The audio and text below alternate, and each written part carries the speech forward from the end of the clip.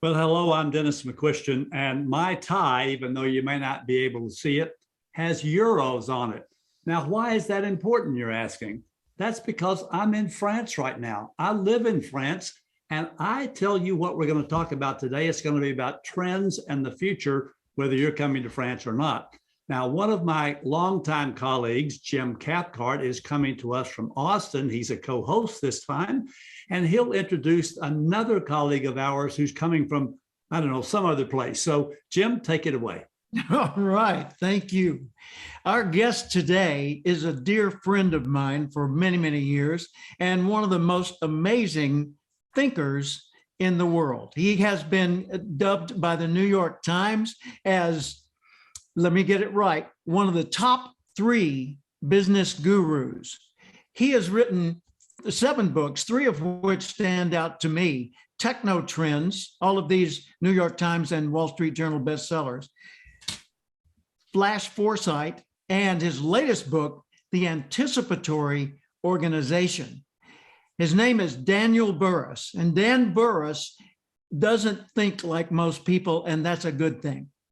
He has developed a long time ago a knack for seeing beyond the current reality and noticing trends and the implications of trends that allowed him to publish 39 years in a row his future predictions, and most of the time, the guy is right. Dan Burrus, welcome to the show. Hey, thank you so much. Pleasure to be on with you.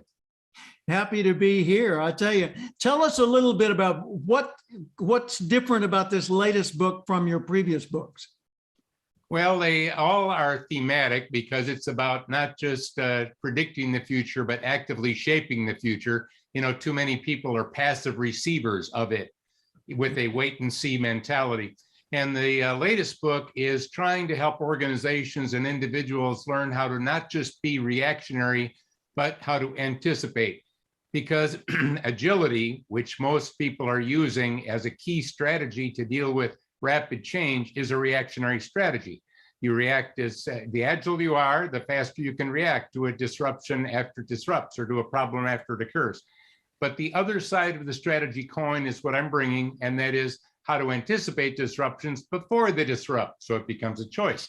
How to anticipate problems before you have them so you can pre-solve them instead of letting them play out. So that's really what it's all about. Well, Dan, you have been on this particular trajectory for quite some time now. And I remember the first time I heard you actually out at the Institute for Excellence in Corporate Governance at UT Dallas, where I had you as our first Max Hopper speaker in 2011. You had just published Flash Foresight. And we had also been talking then about Scrum and agility, and you just mentioned being agile, but there's agility, reactive, proactive even, and you said that's good, but it's not enough. And you talked to us about those hard trends and soft trends that were just coming into your mind at that time. So give that viewer what a hard trend is, what a soft trend is, and what the differences are and why they matter. Well, knowing the difference makes all the difference. And all trends, remember, this is based on 38 years of research, and that is that all trends are either in one of 2 categories. So instead of Dan Burrus saying, I'm the only guy with good trends, what I'm really saying is you can take any trend, because let's face it, there's no shortage of them, and break them into either a hard trend based on what I call a future fact that will happen, which means it cannot be changed. And the advantage of a hard trend is it lets you see disruptions before they disrupt, giving you a choice, and problems before you have them, turning it into an advantage. A soft trend is based on an assumption about the future that may or may not happen. Now, I didn't say it won't happen, but it is not a future fact. And when you're managing risk, it's a big difference, because strategy based on certainty, which comes from hard trends, has lower risk than strategy based on uncertainty. So all trends are either hard trends or soft, number one. And the second thing I want to share with all of our viewers and listeners right now is that a trend by itself is boring. Yes, you heard me say that. A trend by itself is academic. Who cares? Until you attach an opportunity to it. So the minute you attach an opportunity to a trend, It bursts into actionable life. So a hard trend, that's a future fact. All right, so what's the opportunity for you? If it's a soft trend, what's the advantage of one? Because if you don't like a soft trend, you can change it. All right, so how are you changing?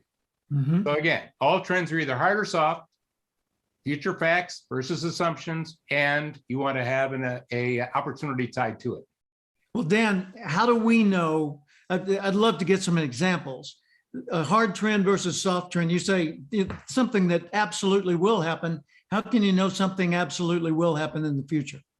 Well, it's been, thanks for that, Jim. And I've been collecting these from speaking audiences and clients for decades.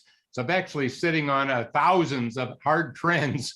Wow. And that's one of the reasons they've been so accurate. So let me give you some simple examples. All right, very simple, so you get the idea.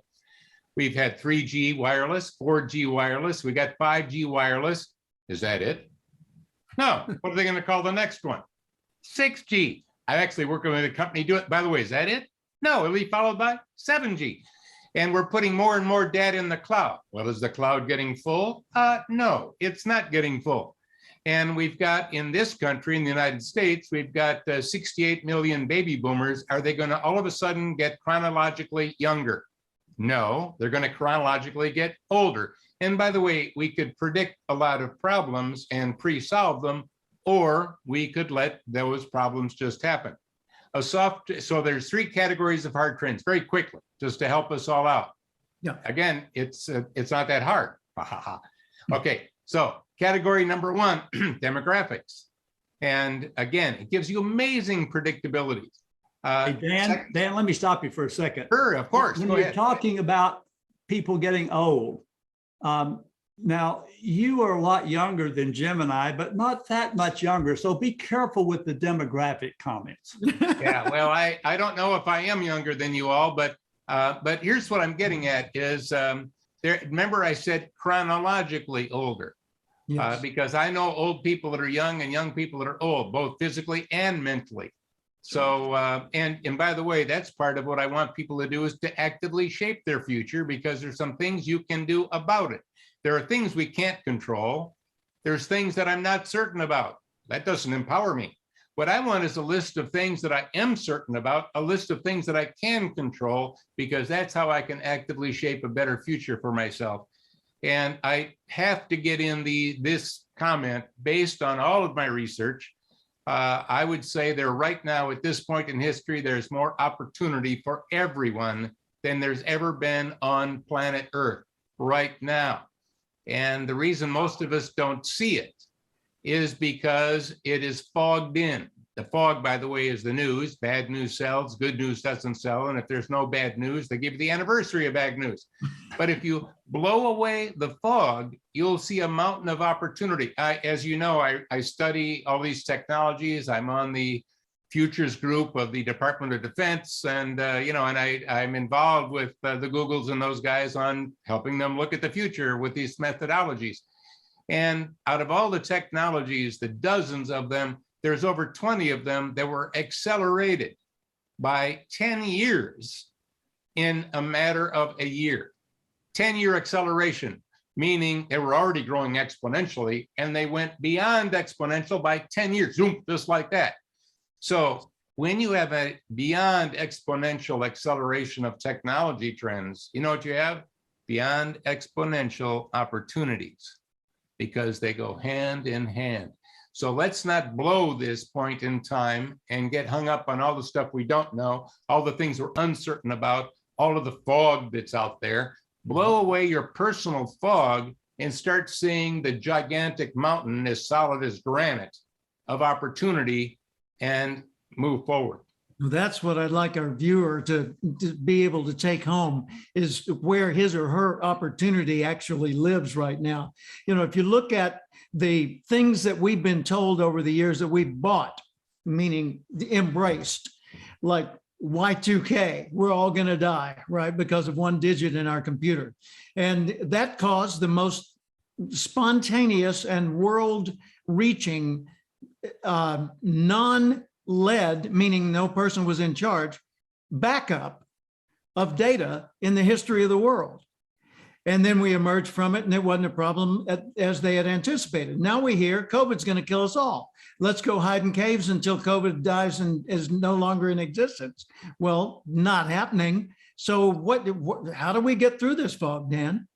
Well, if you go back and read the articles, I've been publishing, one article a month and two blogs, one article a month, pardon me, one article a week and two blogs a week for decades. So there's a lot of writing and you could, search back. And if you look at Y2K, I was already talking hard trends and soft trends. I call that a soft trend because it was not a future fact. Now, it had a certain level of likeliness, but a lot of it was based on assumption. So I'm just giving you an example. And the pandemic, it will end, COVID will not. COVID is a disease that once a virus affects humans, just like going back to whether it's any viral disease that we've ever had, they stay with us. However, we learn to control them. We learn to live with them, just like the flu. We've learned to live with that, just like measles, just like mumps, just like chickenpox. By the way, those are all viruses. Mm-hmm. So things that you and I had when we were kids were viruses. Yeah. As a matter of fact, let me do a little survey of the two of you. Were either of you ever, when you were a kid, you or a neighbor quarantined your house? I was not, but a neighbor, yes. I was not either, but I knew a lot of people who were, yes. Yeah, and our house was because I ended up with one of those fevers that they didn't have control of at the time. And obviously I survived that. But, so that was even at the house level. Yeah. Oh, by the way, all of that was because of viruses. So I don't want to get into this too long because there's too many great things to talk about other than to say the pandemic will end. And actually, if you want to get into the science of it, I think we're going to see from a sociological standpoint, the pandemic will end probably in the next 6 months, the sociological pandemic, which means we've decided to live with it no matter what. And the biological part of it, probably because of Omicron and it's how contagious it is, probably by the second half of the year, we'll see even the biological part calming down because so many people will get it on a global level because it's so contagious. Now that's a bad thing, but it's also a good thing. Yeah. We'll have the antibodies that we need that will finally not have all the variances flying all over the place. Now, again, I'm giving you a semi-soft trend here, but I think it's pretty likely. Where are those opportunities though? What can we do?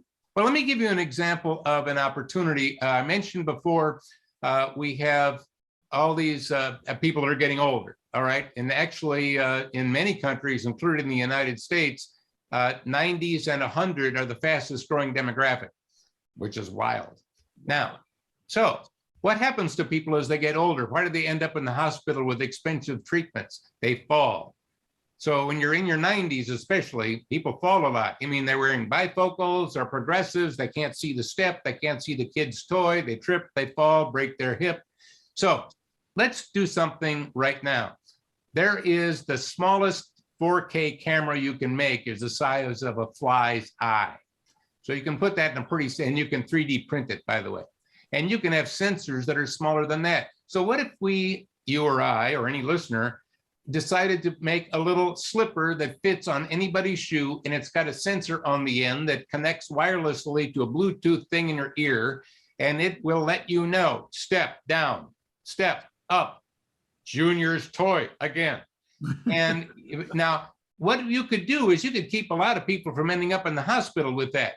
Now, what I just described, Jim and Dennis, does not currently exist. There is no thing to keep seniors from going down a step or stepping into something so they continue to fall. Now, here's my question for you. Do you think, now that I've mentioned it to you, that we will, we're not going to see that? No, I think you'll see it. Of course you'll see it. Why? Because from a technological standpoint, if it can be done, it will be done. By the way, if you don't, someone else will. So there's so many opportunities. I like to look at demographics, technology. I said there were 3 categories. Government regulation is a 3rd category. Every business Elon Musk has started, he funded it by government regulation. And by the way, there's regulations and funding in every country. Most people look at regulation and look at what they don't like. Mhm. But I like to say, well, do the opposite. Why don't you start with what you do like, and you'll find all sorts of funding available to you. So those three categories give you opportunity. Right. And Dan, you talk about those three categories. Obviously, as you know, because the three of us have known each other for a long time, I'm sort of a anti-regulation person, but you're a technology person, as Jim started with. When we did those programs with you on Technotrends back in the 90s, and then the Flash Foresight book, and then the one on the obviously the Anticipatory Organization, and then your new book coming out, technology has been your biggest driver of what you know and have known. There are a lot of people, especially in corporate governance and at top levels of business, not just large businesses, but small as well, that are concerned as heck about cybersecurity issues, hacking, malware of all kinds, all this stuff that's going on. What are you telling your clients right now as to how they can get ahead of that curve and that trend? Well, thank you. And by the way, one of the areas that I've been working with both at the government level here in this country, but in other governments, is two areas, AI and cybersecurity. So what we're doing is we're shifting our focus in cybersecurity from strictly a break fix model, which means all of a sudden we now found out we've been hacked and we've got to now fix it. Now we'll continue to do that, but we're emphasizing now, thanks to new technologies and tools, what I call an anticipate. So the ability to anticipate it before it happens and pre-solve the problem. And that's done through behavior analytics and all sorts of tools that we now have available to us. The crooks will continue to do bad things. We're not going to get rid of crooks on the planet, but we have faster reacting tools, thanks to advances with technology that allows us to, again, predict the problem before it happens and shore up before you are hacked. And that's where we're going forward. One other thing I want to address very quickly, Dennis, you said, well, I don't like regulations and so on. Let me just make a comment about that. And that is that, let me ask you, will we get more regulations around cybersecurity? The answer is yes. Of course. Now, that's predictable. By the way, that's a hard trend. Now, what I'm getting at is there's a lot of regulations that are going to be debated, and I have no idea whether they're going to happen or not. But as I said earlier, the things I don't know don't empower me. What if I made a list of regulations I do know, things that I can see, things that you can't debate because why? They're based on hard trends that you can't ignore. Then there's a bunch of stuff we can ignore because we can debate that stuff. It's all soft anyway. So if you look at the power of hard trends and you start finding certainty, wow, let me give you, Dennis, a way to make money on regulation. And that is regulations are changing and shifting, and they're different for all industries. What if we used AI to learn all of the regulations globally and learn and monitor the changes that are taking place, and then put that in an app that can be customer self-customized? So if I'm somebody building a home in southern France, I can pull up on my phone the latest regulations on the roof and know exactly I'm up to date. And by the way, that doesn't exist right now. That I just share with you a multi-million, perhaps billion-dollar idea? The answer is yes. I'm named in dozens of patents because of my speeches saying, doing what I'm doing with you guys. So it isn't just me. If I was the only guy that could do this, Jim and Dennis, I would have quit long ago. But I don't want to be the only person on the planet that can anticipate, which I would like to shift us from being crisis managers to opportunity managers. So here's what I'd like all of you to do, because I want to fit this in before this interview is done. What do I want you to do? All right, here's what I want you all to do. 1 hour a week. By the way, that's doable. I would like you to not be a crisis manager. I'd like you to be an opportunity manager of your future. You're going to spend the rest of your life there. Maybe you ought to think about it. And in that hour, I would like you to list what are the certainties, the things I'm certain about. What are those hard trends that I can clearly see that, and remember, tie an opportunity to it. You'll get a list. And I'd like you to pick one thing because it has low risk and high reward. It's going to happen anyway. And why don't you do it? And you'll find yourself shaping a better tomorrow for yourself than you have right now. I love that. Well, publish a list. In other words, you've anticipated a lot of these things for us, and that's available free, correct? Yeah, you can go to my website and burrus.com and you can download it.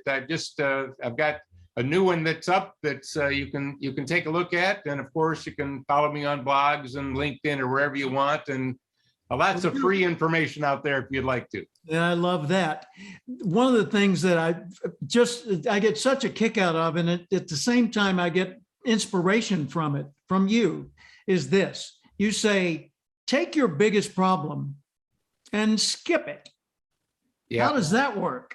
Well, that's one of my favorites, and I've been writing about it. It's in the books and so on. And what it is whatever problem you've got, that's not it.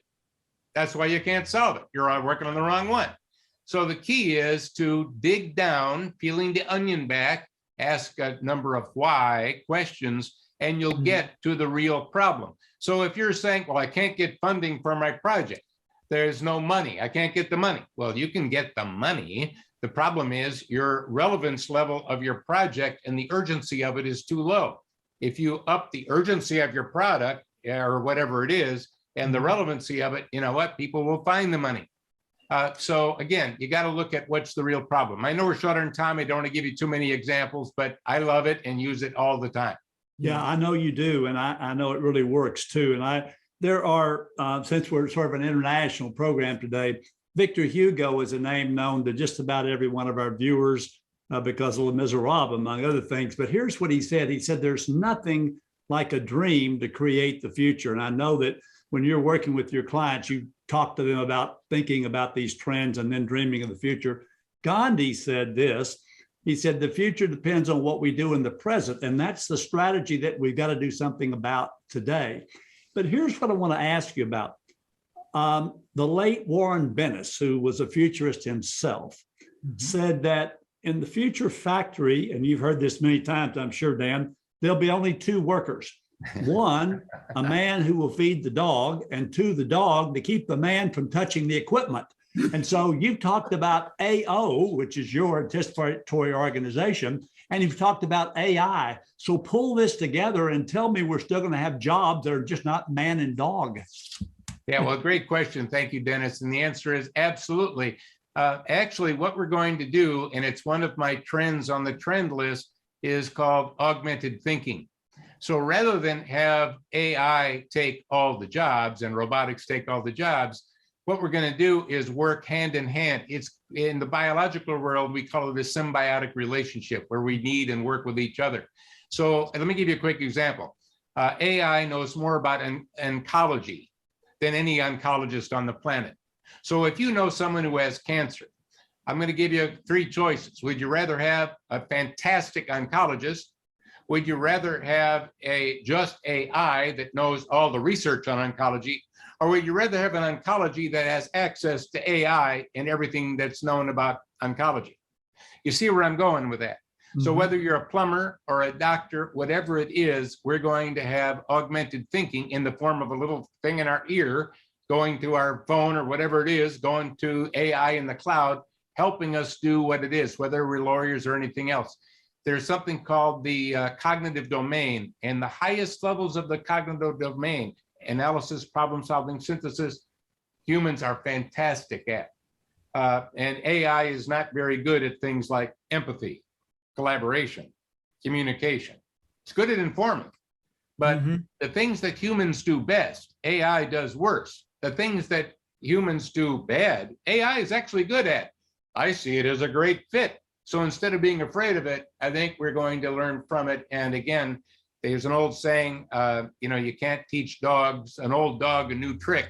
And I would say, well, thank goodness we're not dogs. So we can all learn new things. So if you're dead set on learning nothing new, and if you don't like change, you're not going to like the future. But well, I think people are going to love, pardon me for talking over you, but I think people are going to love reading your book and filling in the following void. They say, I don't know how to, and after reading your book, they'll say, yet. In other words, perfect. The things that are impossible suddenly become possible by adding the word yet at the end. Our friend Terry Brock has popularized that way of thinking. And that certainly goes with everything I've learned from you over all these years. Is there any one last thing? We've only got like a minute. Any one last thing we haven't asked about that you'd like to share? Well, what I'd like you to do is to think big about your future and then realize you just thought too small. There is a bigger big, and most of us think big and then we get busy doing it. So you can't see the bigger big until you define the big. So think big about your future, have the plan, but before you start executing, step back, look at all the new opportunities and ask yourself, am I thinking big enough? And I think you'll find yourself not thinking big enough. You need to go to the bigger big. So remember, an hour a week, shape your future. Don't let it shape you, and take a look at all these opportunities. Well, Dan, you've worn me out, and probably Jim too. So thank you so much. And for you viewers, remember Yogi Berra's famous quote, "The future ain't what it used to be." So Dan can definitely talk to that. So thank you for joining us, because as you know, we give you perspectives that matter with people who care, and perspectives that are different, in this case, different about the future. We have hard trends, soft trends. You can be sure that we'll be back here next week. That's a hard trend. So please have a great time. Think about the future. Read Dan Burrus's books. Jim, thanks for joining me. Dan, great to see you again. See you next time.